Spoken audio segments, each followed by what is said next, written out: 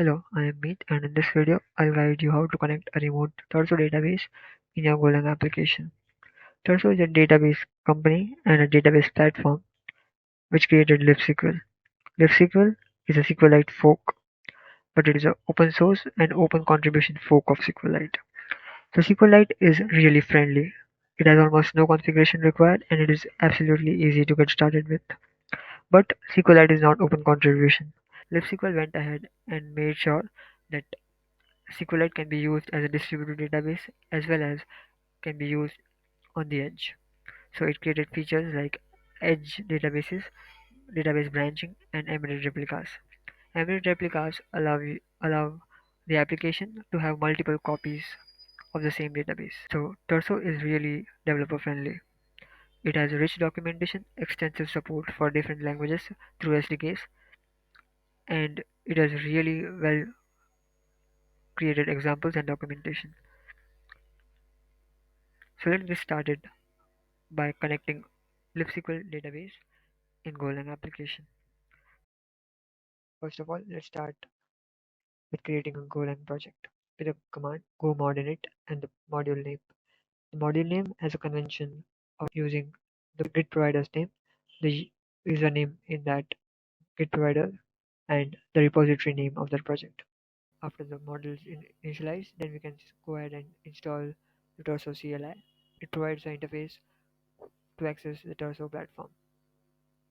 It helps in creating, managing databases, instances, groups, and members on the platform.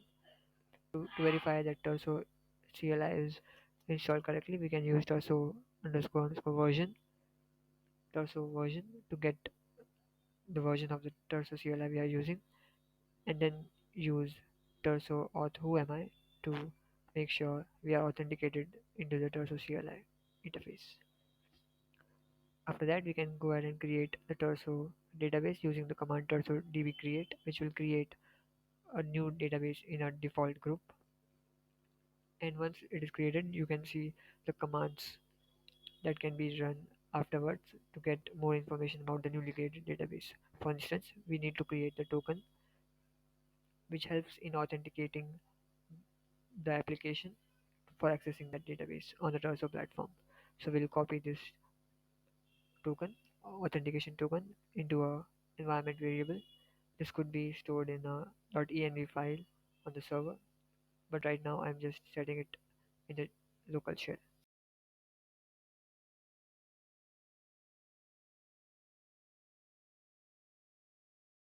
We can go ahead and copy the URL for the database which is hosted on the Turso platform. So for this we use the command turso db show and the name of the database, not the entire URL, just the name of the unique database in the system. So we can set this URL as a Turso database URL in the environment variables. Once that is completed, we can go ahead to the Turso documentation guide and help us through connecting the database using Golang quick start guide, which is really friendly. So first I've done the procedures for setting up the database and creating the authentication token. So now we'll go ahead and install the package which is used for Golang, which is libsql Golang. So that will add it to the package of in the project. Then we can go ahead and copy the code for connecting the database libsql database in a Golang application. So first we'll import OS module which will be used for getting the environment variables of the database URL and the authentication token. Then we can construct the DB URL with the name of the database, the URL, and the authentication token in the query parameters. Then we go ahead and import the SQLite SQL, which is a standard library for connecting SQLite like databases. So here we'll import the libsql-client in Golang, which we just downloaded, and then open a connection with that database URL for the libsql protocol.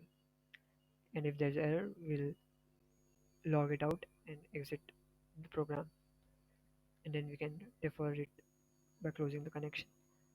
And then we'll create a row object by querying the database. This is a query which we can change based on the requirements, but right now, as we don't have any tables, we'll just select a value returned from the random function, have return a error object as well. We can log those out, and then we can iterate over the rows object, and then pull and then scan those rows one by one to get out the value from the database which is returned from that query, and then we can print it out for right now. Then you can go ahead and do all sorts of things with these things. So this will close the row object, and yeah, that is what we need for connecting a libsql database in Golang. And we run this command, so we'll get different outputs each time because this is a random function, a pseudo random number generator kind of.